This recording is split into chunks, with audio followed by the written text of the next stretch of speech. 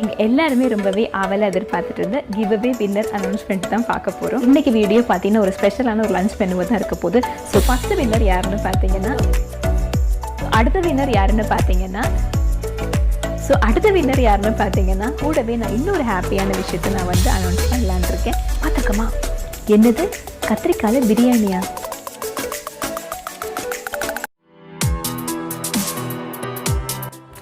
Hi friends, எல்லாருக்கும் வணக்கம். Welcome to Sophie's house. இன்றைக்கி நம்ம சேனலில் நீங்கள் எல்லாருமே ரொம்பவே ஆவலாக எதிர்பார்த்துட்டு இருந்த கிவ் அவே வின்னர் அனௌன்ஸ்மெண்ட் தான் பார்க்க போகிறோம். So give away winner announcement அப்படியே பிளெயினாக பண்ணிட்டா நல்லா இருக்காது இல்லைங்களா? அதனால் இன்றைக்கி வந்து எங்கள் வீட்டில் ஒரு ஸ்பெஷல் லஞ்ச் மெனு பண்ணியிருந்தேன். ஸோ அந்த லஞ்ச் ரெசிபியை தான் இன்றைக்கி கூட ஷேர் பண்ணிக்க போகிறேன். ஸோ லஞ்ச் ரெசிபியை பார்த்துட்டு அப்படியே வின்னர்ஸையும் யாருன்னு பார்த்துடலாம். ஸோ நம்ம சேனலுக்கு நீங்கள் ஃபர்ஸ்ட் டைம் வரீங்க அப்படின்னா நான் தான் சோஃபியா. ஸோ நம்ம சேனலுக்கு சப்ஸ்கிரைப் பண்ண மறக்காதீங்க, சப்ஸ்கிரைப் பண்ணிவிடுங்க. கூடவே பக்கத்தில் இருக்கக்கூடிய அந்த சின்ன பெல் பட்டனையும் கிளிக் பண்ணிக்கோங்க. அப்போ தான் என்னுடைய வீடியோஸ் எதையுமே நீங்கள் மிஸ் பண்ணாமல் பார்க்க முடியும். கமெண்ட் செக்ஷனில் எனக்கு ரொம்பவே அன்பான, அதுவும் இல்லாமல் என்னை ஊக்குவிக்கிற மாதிரி, மோட்டிவேட் பண்ணுற மாதிரி ரொம்ப அருமையான கமெண்ட்ஸ் எல்லாம் நான் வந்து பார்த்தேன். என்னை மோட்டிவேட் பண்ணுற மாதிரி சிறந்த கமெண்ட்ஸ் கொடுத்த எல்லாருக்கும் ரொம்ப ரொம்ப நன்றி. நன்றின்னு சொல்லிவிட்டு அந்த ஒரு வார்த்தையில் வந்து அதை முடிச்சிட முடியாது. நான் செப்டம்பர் மந்தில் வந்து கிவ் அவே அனௌன்ஸ் பண்ணும்போது பார்த்தீங்கன்னா நான் ஒரே ஒரு வின்னர் தான் நான் தேர்ந்தெடுக்க போகிறதா சொல்லியிருந்தேன். எல்லாருக்கும் கிஃப்ட்ஸ் கொடுக்கணுன்னு தான் எனக்கு ஆசை. பட் அது சாத்தியம் இல்லை அப்படின்றதுனால நான் இன்றைக்கி வந்து ஒரு நபருக்கு பதிலாக 3 பேருக்கு வந்து கிஃப்ட் கொடுக்கலாம் அப்படின்னு சொல்லிட்டு முடிவெடுத்திருக்கேன். ஸோ வின்னர்ஸ் நேமை டக்குன்னு என்னால் சொல்லிட முடியும். பட் ஆனால் நான் அப்படி சொல்ல போகிறதில்ல, கொஞ்சம் சஸ்பென்ஸ் இருக்கணும் இல்லை. அதனால் ரெசிபியை நம்ம சமைச்சிட்ருக்கும் போதே அதுக்கு இடையிலையோ இல்லை கடைசியிலையோ நான் கண்டிப்பாக அனௌன்ஸ் பண்ணியிருப்பேன். ஸோ மொத்தம் 3 வின்னர்ஸ் இருக்காங்க. ஸோ 3 அதிர்ஷ்டசாலிகள், ஒருத்தர் இல்லை. ஸோ 3 பேர் யாருன்னு சொல்லி தெரிஞ்சுக்கணும் அப்படின்னா வீடியோவை முழுமையாக பாருங்கள். ஸோ இன்றைக்கி நான் வந்து ஒரு ஸ்பெஷல் லஞ்ச் மெனு தான் இங்கே ஷேர் பண்ண போகிறேன். ஸோ அது என்னன்னு பார்த்தீங்கன்னா, ஸோ நம்ம சிக்கன் பிரியாணி பார்த்துருக்கோம், மட்டன் பிரியாணி பார்த்துருக்கோம், ஈவன் வெஜிடபிள் பிரியாணி கூட பார்த்துருக்கோம். பட் ஆனால் கத்திரிக்காய் பிரியாணி பார்த்துருக்கோமா? என்னது கத்திரிக்காயில் பிரியாணியா? அப்படி தானே நினைக்கிறீங்க. உங்கள் மைண்ட் வாய்ஸ் எனக்கு இங்கே கேட்குது. பட் ஆனாங்க கத்திரிக்காயில் பிரியாணி பண்ணால் ரொம்பவே சூப்பராக, ரொம்ப டேஸ்ட்டாக இருக்குது. ஸோ ரொம்ப கம்மியான டைமில் ஒரு சூப்பரான ரெசிபியை நம்ம பண்ண முடியும் அப்படின்னா அது கத்திரிக்காய் பிரியாணி தான். அதுவும் இல்லாமல் நம்மளுடைய மட்டன் பிரியாணி, சிக்கன் பிரியாணிக்கு எல்லாம் டஃப் கொடுக்குங்க, அவ்வளோ டேஸ்ட்டாக இருக்குது. ஸோ கத்திரிக்காய் பிரியாணிக்கு நான் கேரண்டி, நான் சொல்லக்கூடிய இந்த ஸ்டெப்ஸை ஃபாலோ பண்ணிங்கன்னா சூப்பரான கத்திரிக்காய் பிரியாணி நிமிஷத்தில் தயாராகிடும். இந்த கத்திரிக்காய் பிரியாணிக்கு இதோடைய டேஸ்ட்டை வந்து கூட்டி கொடுக்குற மாதிரி ஒரு சூப்பரான ஒரு ரைத்தா ரெசிபியும் நான் இன்றைக்கி ஷேர் பண்ண போகிறேன். ஸோ தயிர் பச்சடி தானே, அதில் என்ன சொல்ல போகிறீங்க நீங்கள் நினைப்பீங்க. ஸோ தயிர் பச்சடி தான். பட் ஆனால் அந்த தயிர் பச்சடியுமே இன்னும் கொஞ்சம் ஸ்பெஷலாக, கொஞ்சம் தூக்கலாக பண்ணோம் அப்படின்னா அதுவுமே ஒரு சூப்பரான டிஷ்ஷாக மாறிடும். இந்த பச்சடி பார்த்திங்கன்னா கத்திரிக்காய் பிரியாணியோட மட்டும் இல்லைங்க, வேறு பிரியாணிகளுக்கும் ரொம்பவே சூப்பராக இருக்கும். ரெசிபியுமே நீங்கள் கண்டிப்பாக ட்ரை பண்ணுங்கள். இதுவுமே ரொம்ப சிம்பிளான ஒரு ரெசிபி தான், ரொம்பவே டேஸ்ட்டாக இருக்கும். இதை நீங்கள் கண்டிப்பாக ட்ரை அவுட் பண்ணுங்கள். யூஸ்வலி பிரியாணியில் நம்ம அவிச்ச முட்டையை வந்து நம்ம சர்வ் பண்ணுவோம். ஸோ அந்த அவிச்ச முட்டையுமே கொஞ்சம் ஸ்பெஷலாக, கொஞ்சம் டிஃப்ரெண்ட்டாக எப்படி சர்வ் பண்ணலான்னு சொல்லிட்டு இன்றைக்கி நம்ம வீடியோவில் பார்க்கலாம். ஸோ இன்றைக்கி வீடியோ பார்த்தீங்கன்னா ஒரு ஸ்பெஷலான ஒரு லஞ்ச் மெனுவாக தான் இருக்க போகுது. ஸோ கத்திரிக்காய் பிரியாணி, அது கூட ஒரு ஸ்பெஷலான ரைத்தா, ஸோ ஒரு டிஃப்ரெண்ட்டான முட்டையுடைய ப்ரெசன்டேஷன் நம்ம இன்றைக்கி பார்க்க போகிறோம். ஸோ வாங்க நம்மளுடைய லஞ்ச் மெனுவை பார்த்துருவோம். பிரியாணி செய்ய தேவையான பொருட்கள் என்னென்னு சொல்லிட்டு பார்த்துடலாம். ரொம்பவே எளசான மீடியம் சைஸில் நான் மொத்தம் 6 கத்திரிக்காய் எடுத்திருக்கேன்.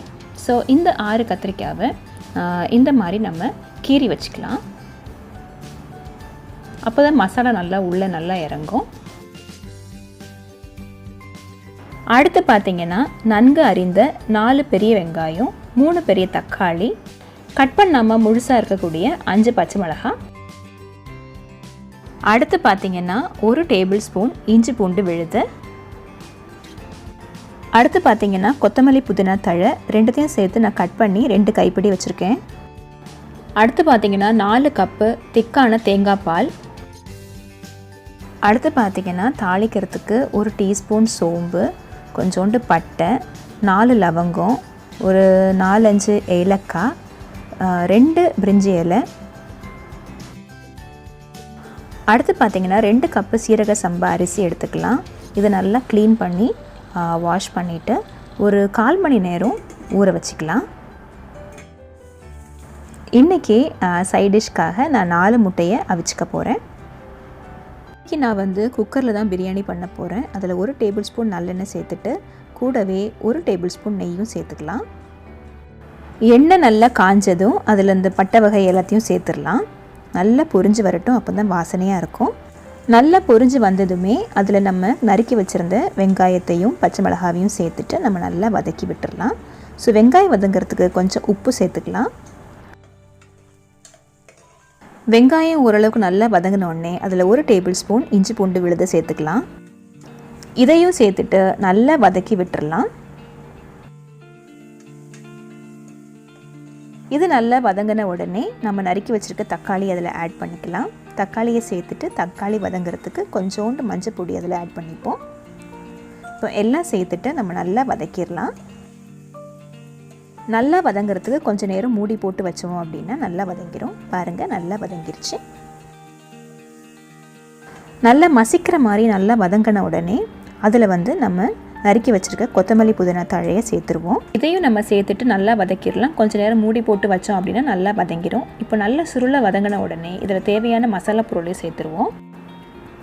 2 டேபிள் ஸ்பூன் மிளகாய்த்தூள், 2 டேபிள் ஸ்பூன் மல்லித்தூள், 1 டீஸ்பூன் காஷ்மீரி மிளகாய்த்தூள், 1 டீஸ்பூன் கரம் மசாலா, கொஞ்சம் மஞ்சள் பொடி, இது எல்லாத்தையும் சேர்த்துருவோம். இது எல்லாத்தையும் சேர்த்துட்டு நல்லா கலந்து விட்டுருவோம். கொஞ்சோண்டு தண்ணி சேர்த்து நல்லா தொக்கு மாதிரி ரெடி பண்ணிக்கலாம். இதை நம்ம கொஞ்ச நேரம் மூடி போட்டு இந்த மசாலா எல்லாத்தையும் நல்லா வேக விடலாம். ஸோ கொஞ்ச நேரம் கழித்து இந்த மாதிரி தொக்கு மாதிரி நல்லா ரெடி ஆகிருக்கும். இந்த டைமில் கொஞ்சம் உப்பு செக் பண்ணிக்கோங்க. உப்பு செக் பண்ணிவிட்டு திரும்பியும் நம்ம நல்லா கொஞ்சம் நேரம் வதங்க விடுவோம். பார்த்தீங்கன்னா மசாலாலாம் நல்லா வெந்து சூப்பராக ரெடி ஆகிடுச்சு. ஸோ இந்த தொக்கில் நம்ம கத்திரிக்காவை ஆட் பண்ணிடலாம். கத்திரிக்காய் ரொம்ப நேரம் வேகணும்னு அவசியம் இல்லை. லைட்டாக அந்த மசாலாவோட பெரட்டி விட்டால் போதும். இப்போ நம்ம இதில் 4 கப்பு தேங்காய் பால் ஊற்றிடலாம். ஸோ எல்லாம் சேர்த்து நல்லா கலந்து விட்டுட்டு நம்ம இதில் அரிசியை ஆட் பண்ணிடலாம்.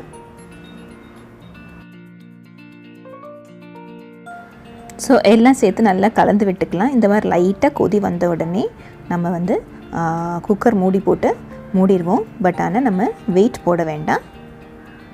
இப்போ நாம் அடுப்பை சிம்மில் வச்சுட்டு ஒரு 1/2 அன் ஹவர் வெயிட் பண்ணுவோம்.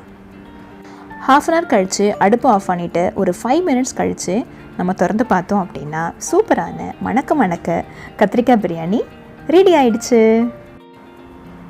சூப்பரான ரொம்பவே ருசியான கத்திரிக்காய் பிரியாணி மணக்க ரெடி ஆகிடுச்சு. ஸோ ஃபஸ்ட்டு வின்னர் யாருன்னு பார்த்தீங்கன்னா, என்னுடைய வீடியோஸை நான் அப்லோட் பண்ண உடனே நீயா நானான்னு சொல்லிட்டு ரொம்பவே ஃபாஸ்ட்டாக டக்குன்னு கமெண்ட்ஸ் கொடுக்கக்கூடிய, அதுவும் இல்லாமல் ரொம்ப சிறப்பான கமெண்ட்ஸ், ரொம்ப மோட்டிவேட் பண்ணக்கூடிய, ரொம்ப அன்பான கமெண்ட்ஸை கொடுக்கக்கூடிய மலர்விழி மேம்க்கு தான். ஸோ மலர்விழி மேம்க்கு என்ன கிஃப்ட் போகுதுன்னு பார்த்தீங்கன்னா, போன வீடியோவில் நான் ஷேர் பண்ணியிருந்தேன் அந்த சில்வர் காஃபி மக் தான். ஸோ சோஃபீஸ் ஆஃப் குடும்பத்தினர் சார்பாக கங்க்ராச்சுலேஷன்ஸ் மலர்விழி மேம். அடுத்து நம்ம பச்சடி ரெடி பண்ண என்னென்ன தேவை பார்த்துருந்தீங்கன்னா, ஒரு வெங்காயம், ஒரு சின்ன துண்டு வெள்ளரிக்காய், ஒரு சின்ன தக்காளி, ஒரு குட்டி கேரட், அதே போல் காரத்துக்கு ஏற்ப பச்சை மிளகாய். நான் இன்றைக்கி 2 பச்சை மிளகாய் எடுத்திருக்கேன். கொஞ்சோண்டு எலுமிச்சை சாறு, அதே மாதிரி கொஞ்சம் கொத்தமல்லி. ஸோ இப்போ நாம் எலுமிச்சம்பழத்தை ஒதுக்கி வச்சுட்டு மீதமுள்ள எல்லா பொருட்களையும் நல்லா ஃபைனாக சாப் பண்ண போகிறோம். ஸோ ஃபைனாக சாப் பண்ணுறது ரொம்ப ரொம்ப முக்கியம். ஸோ இந்த மாதிரி சாப் பண்ணிக்கோங்க. இதில் நான் ரொம்பவே புளிக்காத ஃப்ரெஷ்ஷான தயிர் சேர்க்குறேன். தயிர் சேர்த்துட்டு நல்லா கலந்து விட்டுக்கலாம். இதில் நம்ம கொஞ்சம் மசாலா பொடிகள் சேர்த்துக்கலாம். மிளகாயும் வரமிளகாயும் சேர்த்து நல்லா வறுத்துட்டு பொடி பண்ணி வச்சுக்கிட்டோம் அப்படின்னா இந்த பொடி கிடைக்கும். இதை ஏற்கனவே என்னுடைய காடை ஃப்ரை ரெசிப்பியில் நான் சேர்த்துருக்கேன். ஸோ மேலே ஐகார்டில் லிங்க் கொடுக்குறேன், நீங்கள் ரெசிப்பியை செக் பண்ணிக்கோங்க. அடுத்து தேவையான அளவு உப்பு சேர்த்துக்கலாம். அடுத்து கொஞ்சோண்டு சாட் மசாலா, இது எல்லாத்தையும் சேர்த்துட்டு நம்ம நல்லா கலந்து விட்டுடலாம். இப்போது கொஞ்சோண்டு எலுமிச்சம்பழச்சாறு பிழிஞ்சு விட்டுருங்க. அவ்வளோதான், ரைத்தா ரெசிபி சூப்பராக ரெடி ஆகிடுச்சு. ஸோ இந்த பச்சடியை க்ளோஸ் பண்ணி ஃப்ரிட்ஜில் கொஞ்சம் நேரம் ஸ்டோர் பண்ணிங்க அப்படின்னா நல்லா சூப்பராக சில்லுன்னு சர்வ் பண்ணலாம். ஸோ அடுத்த வின்னர் யாருன்னு பார்த்தீங்கன்னா, எனக்கு ரொம்பவே அன்பான, அதே போல் ரொம்பவே என்னை மோட்டிவேட் பண்ணக்கூடிய, கமெண்ட்ஸ் கொடுக்கக்கூடிய அக்ஷயா மேம் தான். அவங்களுக்கு என்ன கிஃப்ட் போகுதுன்னு பார்த்தீங்கன்னா, நான் ப்ரீவியஸ் வீடியோவில் ஷேர் பண்ணியிருந்தேன் அந்த 4-in-1 ட்ரே தான். சோஃபீஸ் ஆஃப் குடும்பத்தினர் சார்பாக கங்க்ராச்சுலேஷன்ஸ் அக்ஷயா மேம். ஸோ நாம் ஏற்கனவே அவிச்ச முட்டையை ஓடு நீக்கிட்டு இந்த மாதிரி கட் பண்ணி வச்சுக்கலாம். ஸோ நம்ம தோசைக்கல்லில் கொஞ்சம் எண்ணெய் விட்டு எல்லா முட்டையும் இப்படி அழகாக ப்ளேஸ் பண்ணிடலாம். அடுப்பை சிம்லேயே வச்சிடலாம். ஸோ லைட்டாக ரோஸ்ட் பண்ண போகிறோம், அவ்வளவுதான். திரும்பவும் நம்ம அதே சில்லி பெப்பர் பொடியை தான் ஆட் பண்ணுறோம். பின்ன தேவையான அளவு கொஞ்சம் உப்பையும் சேர்த்துக்கிறோம். இப்போ கொஞ்ச நேரம் முட்டையை திருப்பி போட்டு மசாலாவை ஆட் பண்ணுவோம். அவ்வளோதான், முட்டை ரெடி ஆகிடுச்சு. இந்த மாதிரி சர்வ் பண்ணி பாருங்களேன், முட்டை சூப்பராக இருக்கும். ஸோ நம்மளுடைய லஞ்ச் மெனு அட்டகாசமாக ரெடி ஆகிடுச்சு.